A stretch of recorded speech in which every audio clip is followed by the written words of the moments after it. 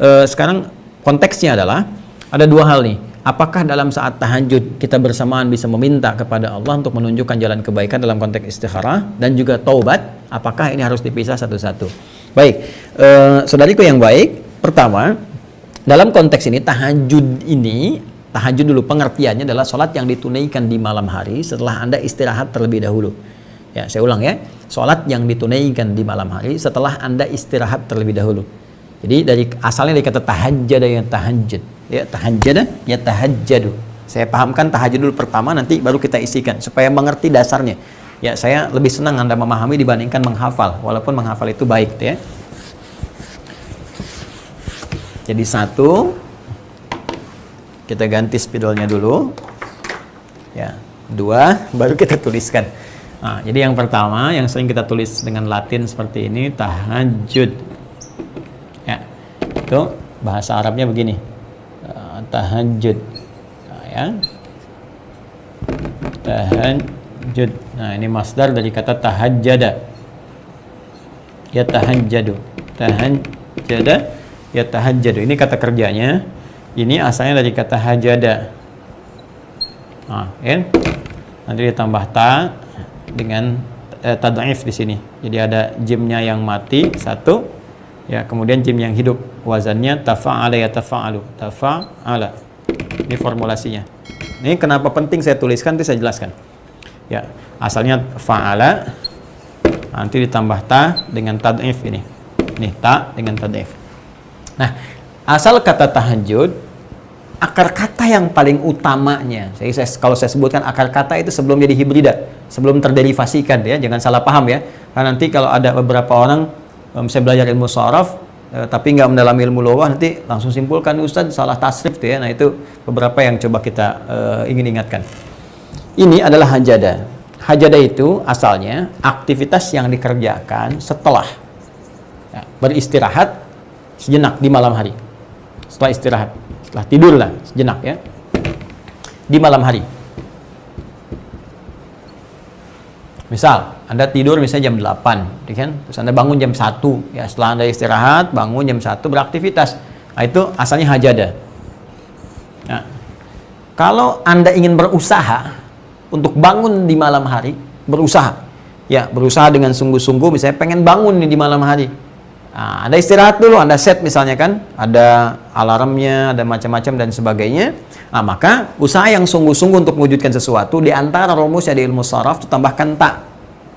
Ya, tambahkan ta di awal kalimatnya, ta plus hajada. Kalau perbuatan itu ketika dikerjakan tidak mudah dilakukan, walaupun Anda berusaha sungguh-sungguh, tapi kadang-kadang tantangannya tidak mudah. Ya, misal pasang alarm itu targetnya sih bangun jam 2 misalnya kan. Ya. Tapi pasang alarm itu harus berkali-kali. Karena boleh jadi nanti belum tentu bisa bangun. Maka Anda pasang alarm misalnya dari jam 1:04, jam 1:30, gitu kan? Jam 1:45. Tuh. Ya kan? Harapan misalnya jam 1:15, alarm pertama bangun untuk mematikan alarm yang kedua, misalnya kan? Siap-siap tuh. Sampai ini, matikan, tidur lagi, matikan, tidur lagi. Baru ada kesadaran sedikit, setengah kesadaran sedikit, 1:45. Anda ingat, oh saya mau tahajud. Nah, tapi kadang-kadang masih 15 menit, masih begini, ketiduran. Harap-harap ya bisa kuat 1:45 dan siap jam 2 tahajud. Ternyata ketika bangun 5:41, ya kan? Padahal tadi sudah begini ya. Ini tantangan tidak mudah, harus kita kalahkan, harus semangat, harus double ya keyakinan kita, harus kuat. Double kuat dengan tantangan yang kuat. Tantangan yang kuat itu yang tidak mudah disebut dengan syiddah.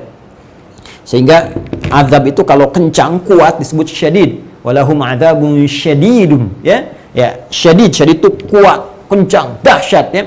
Syiddah sesuatu yang kuat, yang tajam, yang tidak mudah, dilambangkan begini ya, disebut dengan tasydid. Jadi sesuatu yang kuat, yang tidak mudah, yang butuh 2 kali lipat motivasi untuk mengalahkan itu. Ya, karena itu hurufnya pun double asalnya. Ya, ada huruf jim mati dengan hidup disatukan. Nah, ini nanti fikih lughah ya yang berperan di sini. Jadi kalau ditambahkan tasydid di sebelum huruf akhir, ini ha, jim, dal, sebelum akhirnya ada di jim. Kita tambahkan begini. Asalnya menunjuk 2 huruf, satu mati, satu hidup. Tapi dalam fikih lughah nanti salah satunya menunjuk sesuatu yang tidak mudah dilakukan, tantangannya begitu tidak biasa. Jadi saya akan ingin mengatakan bahwa beraktivitas bangun malam, ya kan, yang ingin kita kerjakan ini tidak mudah. Ada tantangan, ya. Tapi penting bagi kita untuk merencanakan, ya. Penting ikhtiar yang sungguh-sungguh, motivasi 2 kali lipat supaya kita bisa bangun di malam hari itu. Nah, sholat yang ditunjukkan lewat syariat, walaupun berhukum sunnah, khususnya dikerjakan di malam hari yang tidak mudah dikerjakan saat orang lain tidur. Ya, maka kenapa sholatnya disebut dengan sholat tahajud? Mengambil dari keterangan ini untuk menunjukkan bahwa sholat ini tidak mudah dikerjakannya, tapi kalau Anda ingin melakukannya dengan baik, maka istirahat terlebih dahulu supaya malamnya fresh. Kemudian tak bersungguh-sungguh untuk bisa bangun, pasang alarm, niatkan dengan baik, ya. Kemudian motivasi diri Anda. Untuk memotivasi itu, maka turunlah kemudian Quran di surah ke-17 di ayat 79 sampai dengan 81. Ya. Ketika Allah menyampaikan, lihat baik-baik teman-teman sekalian, ya, wa minal laili fatahajjad. Nih. Dan di antara sebagian malam, minnya itu sebagian, nggak semua. Tabi'id sifatnya. Ya, tabi'id itu sebagian. Dan di antara sebagian malam, sebagiannya lagi istirahat dulu, tidur dulu, nanti sebagian malamnya bangun. Mau di per-3 malam, di ujungnya, di akhir, pertengahan, yang penting Anda istirahat dulu. Fatahajjad, maka fa-nya maka cepat, berusahalah taknya. Berusahalah dengan semampu kamu, tahajjud untuk bangun menunaikan sholat di malam hari. Ya, setelah kamu istirahat itu. Walaupun itu tidak mudah untuk dilakukan. Butuh perjuangan. Tapi kalau kamu bisa kerjakan itu, Allah akan berikan 4 kemuliaan yang tidak diberikan pada orang yang tidak tahajud, sekalipun dia sholat fardunya istimewa. Ya, khusyuk, bagus bacaannya, sempurna penunaiannya. Tapi kalau nggak tahajud, nggak dapat yang 4 ini. Ya, kecuali dia berusaha dengan baik-baik, dengan sungguh-sungguh. Asa 1, ayyab'atsaka rabbuka maqaman mahmudah. Allah akan, ya, mensupport kamu, mendorong kamu, menempatkan kamu di tempat yang terbaik dalam karirmu, aktivitasmu, pekerjaanmu.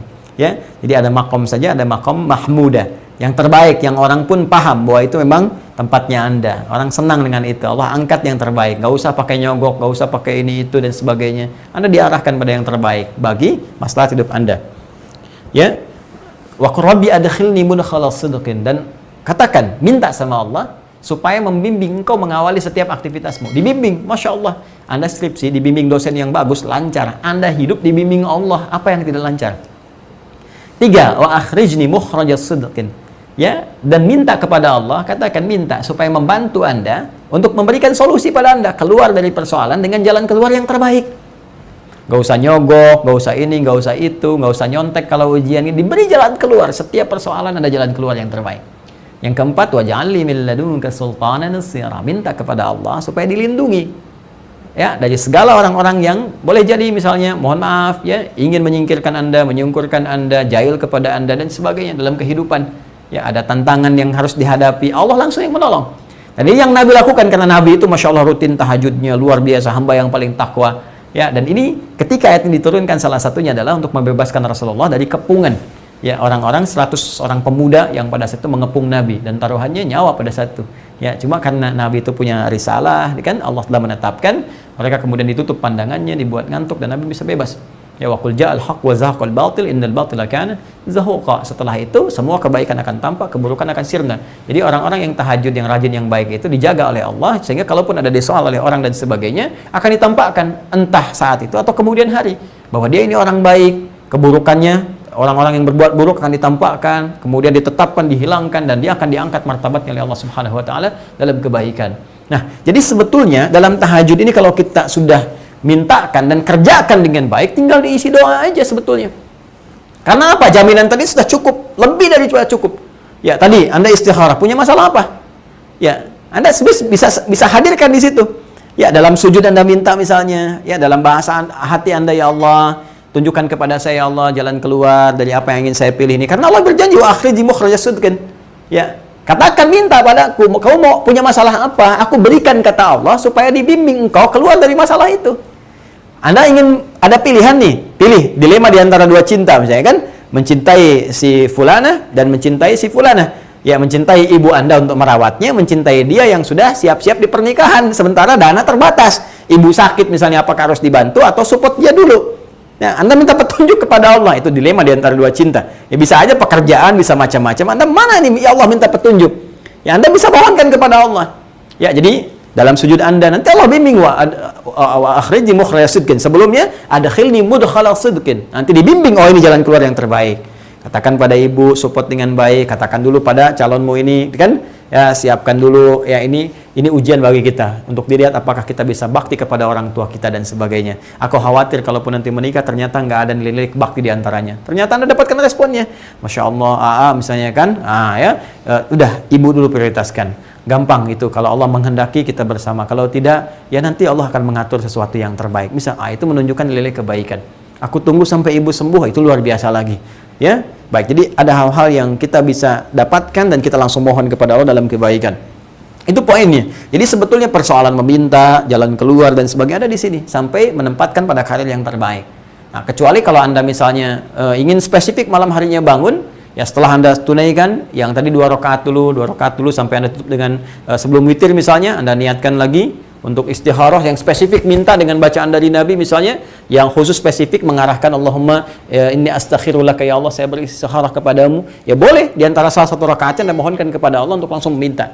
Ya sah-sah saja untuk dilakukan, nggak ada masalah di situ. Ya. Tapi kalau Anda mau minta pun lewat sujud boleh, ya dengan bahasa Anda, atau setelah itu Anda berdoa dengan memohon di keheningan malam juga boleh, semuanya sah. Termasuk taubat, karena taubat itu sebetulnya sudah termasuk ketika kita menunaikan sholat, karena fungsi sholat itu salah satunya sebagai taubat. Ya, di hadis Muslim jelas ya, Nabi SAW menyampaikan nomor hadis 239 ya, ketika Nabi menyampaikan as-salawatu ila salawat. Ya, ingat kalimat Nabi-nya, lihat, as-salawatu ila salawat wal jumu'atu ila jumu'ah wa ramadan ila ramadan kafaratun lima bainahunna malam takunil kabair.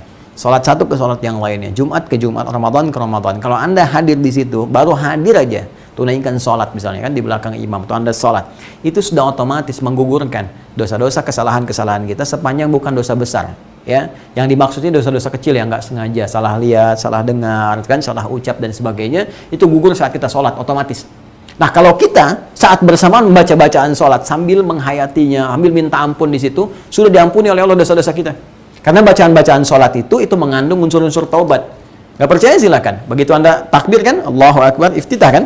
Di antara iftitah itu ada doa kan? Allahumma ba'id baini wa baina khataayaya kama ba'adta bainal masyriqi wal maghrib. Ya Allah, jika saat salat ini hamba membawa kesalahan ya Allah, sebesar apapun hamba salah ya Allah, hamba taubat kepadamu.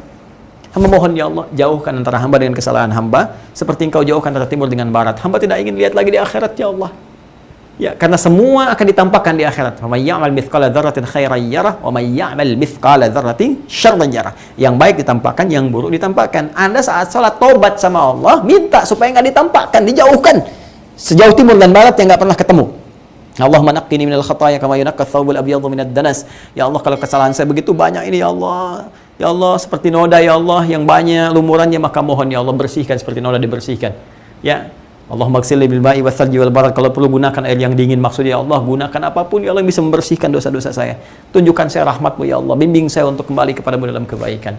Ya, demikian, bukankah saat rokok juga taubat? Ya subhanakallahumma bihamdika Allahumma ighfirli, Allahumma ighfirli, ya Allah ampuni aku. Ampuni aku kan diampuni itu karena ada dosa. Makanya kalau Anda katakan duduk di antara dua sujud misalnya kan, Rabbighfirli, kalimat pertama, ya Allah ampuni aku. Anda kalau minta diampuni berarti aku dosa kan? Ya Allah maafkan aku, berarti aku salah. Coba ya, Anda datang ke makhluk aja, Anda katakan saya minta maaf, berarti Anda merasa ada dosa, ada salah. Nggak mungkin ujuk-ujuk, nggak ada angin, nggak ada hujan, nggak ada ribut. Ya Anda katakan misalnya, mohon maaf, saya minta maaf. Ya orang akan tanya, maaf apa ya? Tapi ketika Anda katakan dengan tulus, saya minta maaf, ini menunjukkan ada persoalan. Anda mengatakan kepada Allah, ya Allah ampuni saya. Ampun itu pasangannya dosa, al-afwu pasangannya khata. Ya, awas hati-hati. Al-afwu pasangannya khata. Al-ghafir, ghafar dan ghafur itu pasangannya dzambun dzunubun ma'adh-dzulmi, dosa. Hati-hati. Ya, nanti rahmat, rahim pasangannya israf. Makanya di surah Al-Baqarah di ayat terakhir 286 kita katakan, Rabbana la tu'akhidna in nasina aw akhtana khata. Rabbana wa la tahmil 'alaina isran kama hamaltahu 'alal ladzina min qablina. Itu dzambun dzunubun ma'adh-dzulmi. Rabbana wa la tuhammilna ma la taqata lana bihi, israf. Wa'fu 'anna, khata pasangannya al-'afwu, wa'fu 'anna. Waghfir lana. Ya, waghfir, ghafar. Ya, ghafir, ghafar, ghafur. Karena di Quran itu ada ghafir. Ya, Quran surah 40 ayat 3, ghafiridzambi wa qabilit taubi. Ada ghafar di surah Nuh, ayat yang ke-10 itu, faqultu astaghfiru rabbakum innahu kana ghaffara. Ada ghafur, innahu huwal ghafurur rahim. Ada rahim, pasangannya israf. Ya, wa'fu anna waghfir lana warhamna anta maulana fansurna 'alal qaumil kafirin. Ya, semua turunannya ada. Lalu kembali ke sini teman-teman. Ya, Anda bisa taubat di situ, minta kepada Allah. Begitu Anda mengatakan, duduk di antara dua sujud, Rabbighfirli ya Allah, minta ampun. Ampuni saya. Ya, ketika Anda minta ampun, berarti Anda merasa punya dosa. Ingat dosanya. Dosa apa? Makanya saat salat itu ingat-ingat. Punya dosa apa kepada Allah? Dosa kepada orang tua misalnya, ya, persoalan hidup dengan tetangga, dengan pasangan. Sujud, minta ampun, minta petunjuk. Otomatis. Jadi sebetulnya kalau di sholat itu, sebetulnya semua sholat itu mengandung unsur taubat. Tinggal kita kembali kepada Allah.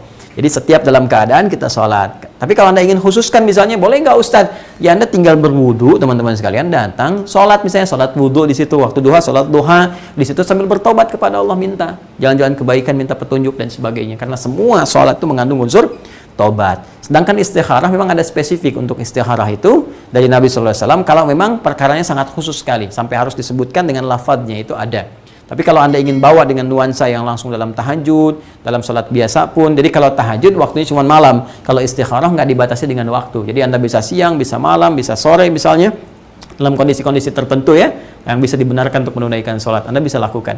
Ya, tapi kalau dalam sholat tahajud, itu unsur ketiganya bisa disatukan dalam permohonan. Allah Ta'ala a'lam bis-shawab.